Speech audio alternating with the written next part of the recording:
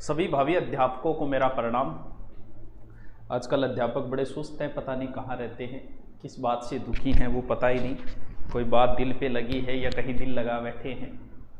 पढ़ाई आपकी अच्छी चल रही होगी, क्योंकि देखते हैं कि अध्यापक लोग फेसबुक वगैरह पे कम एक्टिव है, इसका मतलब पढ़ाई तो कर रहे हैं। अभी बड़ा चिंता का विषय, बहुत सारे मैसेज आए किनके, सिर्फ नए बच्चों को ज़्यादा डर लगता है, तो उनके बहुत सारे मैसेज आए, गुरुजी हमारे पढ़ना के फायदे है, अब तो एलिजिबल कर दियो, पुरानिया आ गया, मांगा तो नंबर ही बहुत है। इस तरीके के बहुत सारे प्रश्न आए। तो आज हम इस चीज़ पे चर्चा करते हैं कि जो सीटेट लागू किया है, उसको जो आजीवन किया गया है, लाइफ टाइम किया गया है, वो राजस्थान में लागू हो सकता है कि नहीं हो सकता, होगा तो क्या प्रभाव होगा, होना चाहिए कि नहीं होना चाहिए। सिर्फ इसकी हम एक पोस्टमार्टम कर रहे हैं, सिर्फ हम चर्चा कर रहे हैं। आप भी शिक्षाविद हो और सबसे बुद्धिजीवी लोग हो, तो अध्यापकों के साथ एक चर्चा है, बुद्धिजीवियों के साथ एक चर्चा है। इस पर आप भी अपना मत दे सकते हो, कमेंट में लिख सकते हो। तो हम सिर्फ चर्चा कर रहे हैं, इसके ऊपर क्या होगा क्या नहीं होगा ये मुझे नहीं पता। हम चर्चा तो करें कि अगर होगा कि नहीं होगा, हो सकता है कि नहीं हो सकता, इस चीज को हम तथ्य और सबूतों के आधार पर पेश करेंगे। देखिए, केंद्र में सीटेट हो गया, ठीक है, सब जानते हो, इसके बारे में ज्यादा डिटेल बताने की वैसे भी जरूरत नहीं है। हाँ गुरुजी जाना ही तो। और इसी के तर्ज पे हमने राज्य में क्या लागू कर दिया, भले ही उसे आप आरटेट बोल दो और भले ही उसे रीट बोल दो, क्योंकि गंगाधर है और ये शक्तिमान है, बात एक ही है, दोनों में कोई अंतर नहीं है। देखिए सीटेट का क्या है, सीटेट जो है वो 7 ईयर के लिए वैलिड था। कितने ईयर के लिए? 7 ईयर। और अब उसे क्या कर दिया गया, मीटिंग वगैरह हुई, वो क्या हुई, उनकी तारीखों से हमें क्या उचित है, अभी हुई होगी, अभी 2020 में हुई, 2020 में हुई थी शायद, जब भी हुई, और इसे अब कह दिया कि इसे लाइफ टाइम कर दिया गया। ठीक है जी, लाइफ टाइम कर दिया गया। पहले ये क्या था, ये सिर्फ एक क्वालिफिकेशन, आपको सिर्फ पास करना है इसको, सीटेट को, ना कि इसके आधार पे केंद्र में नौकरी मिलती थी, मार्क्स वगैरह काम नहीं आते थे, सिर्फ आपको इसको पास करना था। बोल भी बार बार क्यों परेशान कर रहे हो इन मास्टरों को, ये ऐसे ही बहुत दुखी है, तो इनको बार बार परेशान मत करो। जिसने एक बार पास कर लिया, ये क्वालिफिकेशन है यार, इसको बार बार क्या बुला रहे हो, तो इसको कर दिया। ये लो जी, ये तो हो गया काम। अब इसी की तर्ज पे राजस्थान में ये चीजें लागू हुई। राजस्थान में इसका नाम ये कर दिया गया, आरटेट कर दिया गया, या फिर कभी आरटेट कभी रीट। ये सिर्फ सरकार इसके ऊपर राजनीति कर रही है और कुछ नहीं। कई बार जैसे गार्डन है ना अपने कोटा का, उसको एक सरकार आके, कांग्रेस आके राजीव गांधी कर देती है, बीजेपी आके उसके मुकुंदरा हिल कर देती है, कोई दर्रा अभ्यारण्य कर देता है, वो है वही अभ्यारण्य, बस उसका नाम चेंज कर रहे हैं, उनको मजा आता है नाम चेंज करने में, तो इसे नाम चेंज करती गई है, हर सरकार इसका नाम चेंज करती है, कोई बात नहीं, भी कर दी, बात एक ही है। केंद्र में कितना था ये, सर 7 साल था, राज्य में कितना है, 3 ईयर। इसका मतलब केंद्र और राज्य के रूल तो भिन्न भिन्न कैसे हो गए भाई? इसलिए हो गए क्योंकि शिक्षा विषय समवर्ती सूची का है, तो राज्य भी अपने नियम इसके ऊपर बना सकती है। यानी जो नियम केंद्र पे लगा वो राज्य में नहीं लगा, या 7 साल या 3 साल, वहां पर तो सिर्फ आपको पास करना था। और राजस्थान में क्या कर रखा है, इसी के नंबरों के आधार पे नौकरी दे रहे हैं। इसका मतलब इन दोनों चीजों में भी भिन्न है, इसका मतलब भिन्न तो हो सकता है। तो ये तो कतई जरूरी नहीं है कि जो चीज राज्य में जो लागू किया, केंद्र में जो लागू किया है, वो राज्य के अंदर लागू करे। क्यों? क्योंकि यहां पर मार्क्स नहीं जुड़ रहे हैं, यहां मार्क्स जुड़ रहे हैं, यहां 7 साल है, यहां 3 साल है, तो जरूरी थोड़ी है कि केंद्र ने जो रूल लागू किया लाइफ टाइम वाला, वो हमारा राज्य करेगा, कोई जरूरी नहीं है। क्यों? क्योंकि ये तथ्यों के आधार पर हम कह रहे हैं कि दोनों चीजें भिन्न हो सकती हैं। दूसरी बात यह है कि हमारे जो है 3rd ग्रेड की विज्ञप्ति जारी हो चुकी है, और नियम ये बाद में आए। आपने ऐसा कानून तो मतलब जैसे नहीं होता क्या, धाराओं में नहीं होता क्या, जिस समय का जो अपराध किया गया सजा उसी के आधार पे मिलती है। यानी इसकी विज्ञप्ति जारी हो चुकी है, तो सरकार के पास एक बहाना भी है, बोल जी हमने विज्ञप्ति जारी कर दी है, हम ये रूल अगली बार में लगाएंगे, अभी नहीं लगाएंगे। क्यों? क्योंकि अगर इस रूल को सरकार अगर राज्य के अंदर कन्वर्ट करे तो भाई साहब प्रोसेस बहुत लंबी हो जाती है। ये कोई किसी एक व्यक्ति के, जैसे शिक्षा मंत्री कह दे कर दो, इस आधार पे नहीं होता। ये प्रोसेस के तहत जाता है, किस किस के साइन होते हैं, किन किन अधिकारियों के साइन होते हैं, एक लंबी प्रोसेस के तहत गुजरता है। और मुझे नहीं लगता कि राजस्थान सरकार ये चाहती होगी कि इस रीट को हम लंबा खींचे, क्योंकि सरकार की छवि भी खराब होती है अगर इसको लंबा खींचता जाने की कोशिश करती है तो।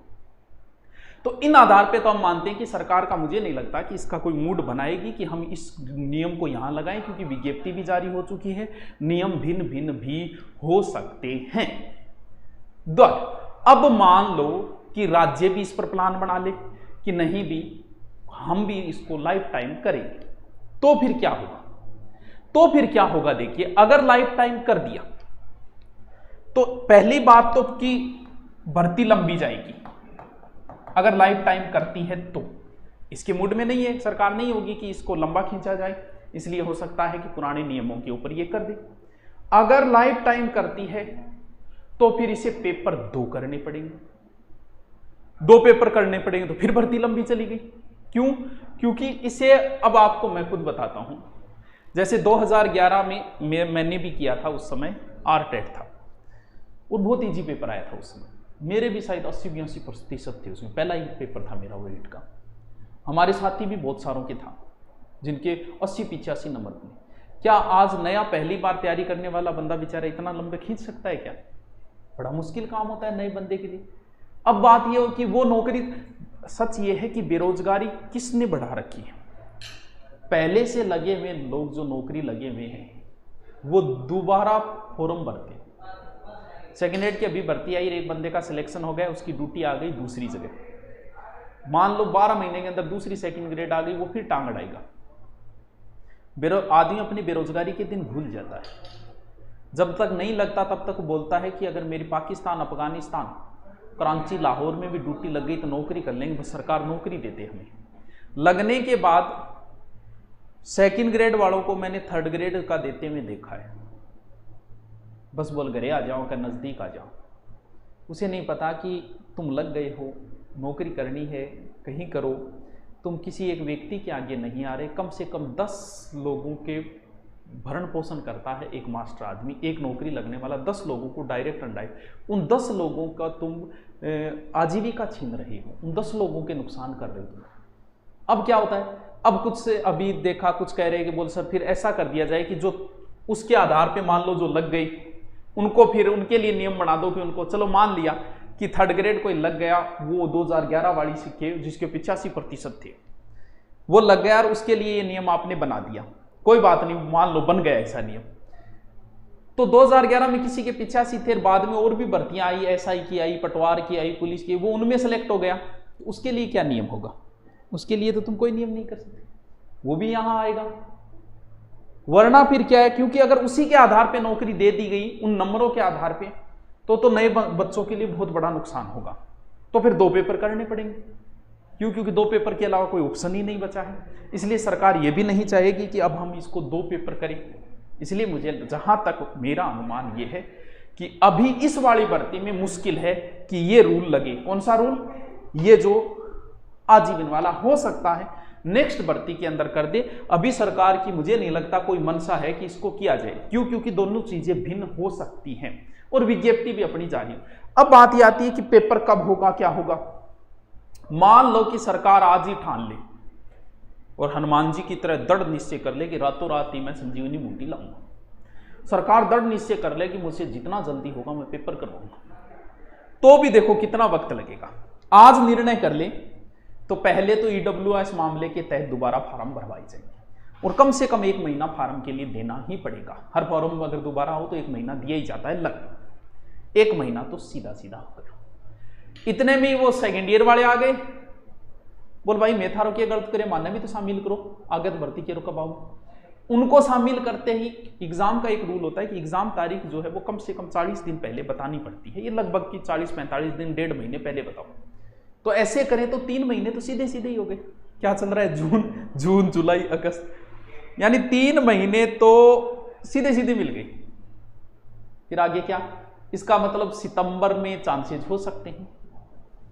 फिर जब कोरोना जैसी महामारी के अंदर 10वीं बारी के पेपर भी कैंसिल कर दिए तो अभी कराने के हो सकता है 2-3 महीने, यानी कम से कम 2-3 महीने मान के चलो। आप 2-3 महीने मान के अपनी तैयारी करो। पुराने वाले बच्चे जो हैं वो कोई कोचिंग कर चुका है, कोई ऑनलाइन पढ़ चुका है, कोई ऑफलाइन पढ़ चुका है, वो जो है वो ज़्यादा सोशल साइटों से बचते हुए आपको जो चीज़ नहीं आ रही है सिर्फ वही पढ़ो। जैसे आपको संस्कृत नहीं आ रही है तो आपने ऑनलाइन कोर्स ले रखा है तो उस पर सिर्फ संस्कृत पढ़ो। नहीं ले रखा है तो आप YouTube पे पढ़ रहे हो, किसी भी बहुत सारे डाल रखा है, तो उनकी सिर्फ संस्कृत पढ़ो, बाकी टाइम खराब YouTube के ऊपर मत करो किसी भी तरीके से। फेसबुक जो है वो सबसे ज़्यादा आपका ध्यान डाइवर्ट करेगी। एग्ज़ाम नहीं होगी, नए वालों को कर दिया, ये हो गया। आप नए वालों को कतई डरने की जरूरत नहीं है। जहाँ तक मैं श्योर हूँ, मेरा मानना है कि ये रूल जो है वो राजस्थान में अभी लागू नहीं होगा, आगे वाली भर्ती में हो सकता है। इसलिए बिना कोई चिंता किए सबसे ज़्यादा अभ्यास करो, ऑब्जेक्टिव सबसे ज़्यादा निकालो। आप अध्यापक को समझाने की ज़रूरत नहीं है आपको, फिर भी ऑब्जेक्टिव ज़्यादा से ज़्यादा निकालो। जैसे आपने टॉपिक पढ़ लिया, जैसे हिंदी का संधि टॉपिक पढ़ लिया, टॉपिक पढ़ने से नहीं होता, संधि आपके तैयार होगी कि हाँ ये टॉपिक मेरा क्लियर है। अब आज तक के संधि के आए हुए क्वेश्चन निकालो आप ज़्यादा से ज़्यादा, आपको ये भी पता चलेगा कि आपको याद हो रहा है कि नहीं हो रहा है। सबसे बड़ा तो डर यही रहता है, जो बच्चा 8 से 10 घंटे पढ़ता है उसके सबसे दिमाग में यही चलता रहता है, यार मेरे याद हो रहे हो नहीं हो रहे। तो इसको चेक करने का तरीका यही होता है कि तुम ऑब्जेक्टिव निकाल ज़्यादा से ज़्यादा, जो टॉपिक पढ़ा है उसका ऑब्जेक्टिव निकालते रहो, खुद को पता चल जाएगा कि हाँ भी आ रहा है कि नहीं। ज़्यादा से ज़्यादा और फोकस जो रखना है आपको रीट में, सिलेक्शन के आधार जो है वो शिक्षण विधियाँ भी है और सिलेक्शन का आधार साइकोलॉजी भी है। अगर आपने कहीं भी कोचिंग की हो, साइकोलॉजी के कहाँ से आएगा, साइकोलॉजी जो है वो आप ज़्यादा से ज़्यादा सीटेट के आए हुए क्वेश्चनों को निकालो, आपको खुद को पता चल जाएगा कि हमने जहाँ कोचिंग की उन नोट्सों में से कुछ आएगा कि नहीं आएगा। मुझे बताने की जरूरत नहीं होती, आपको खुद को पता चल जाएगा। इसलिए सीटेट के आए हुए क्वेश्चनों का ज़्यादा अभ्यास करो, आपको पता चल जाएगा। ज़्यादा से ज़्यादा साइकोलॉजी में ज़्यादा से ज़्यादा आज तक के आए हुए क्वेश्चनों को निकालो। शिक्षण विधियाँ बहुत अहम रोल रखेगी। बाकी ये संधि समास उपसर्ग प्रत्यय सबको आते हैं, इनमें कोई पिछड़ने आगे बढ़ने की कोई ज़्यादा नौबत नहीं आएगी। जीके के अंदर भी बहुत अच्छा पोर्शन है, राजस्थान हिस्ट्री सबको आती है। आपने भी कहीं ना कहीं राजस्थान पुलिस पटवार की तैयारी के वहाँ पढ़ी। इंडियन हिस्ट्री को थोड़ा सा अच्छे से पढ़ो। हाँ, क्वेश्चन ज़्यादा राजस्थान के आएंगे, लेकिन फिर भी इंडियन हिस्ट्री में भी मार नहीं खानी चाहिए। तो ये मेरा अपना व्यू था, आप भी अपने नीचे कमेंट करके दे सकते हो। मैंने थोड़ा सा विश्लेषण किया कि इस आधार पे जहाँ तक मैं श्योर हूँ कि नहीं लागू होगा, चिंता करने की ज़रूरत नहीं है। लागू हुआ तो फिर उसके आधार पे नहीं किया जा सकता। उस समय तो हमारे साथ वालों ने दिया था सबके 80, 82, 85 थे, तो फिर उनके लिए दूसरा पेपर ही करना पड़ेगा और कोई ऑप्शन नहीं। तो दूसरा पेपर बहुत लंबी प्रोसेस होगी, आगे कुछ हो सकता है। इस बार चिंता करने की कतई ज़रूरत नहीं है, आप तैयारी के लगे रहो, no tension. Okay, thank you.